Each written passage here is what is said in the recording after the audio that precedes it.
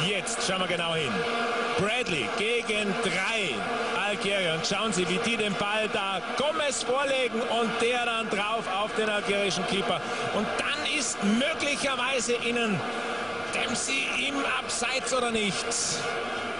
Повз ворота алжирської команди. Алтидор. Ну, здавалося, тут уже все закінчилося для американців. Але груба помилка у нас захисника, це капітан Яхія.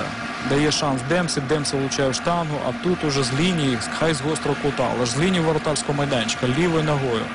М'яч, який майже виводить команду вже в другий раунд. Давайте подивимося ще раз. Ось тут впорався з цією атакою двох футболістів збірної США. У нас Мболі вже не встигають захисники, але м'яч випускає і Донован випереджає всіх.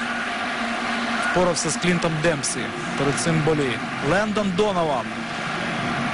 1-0.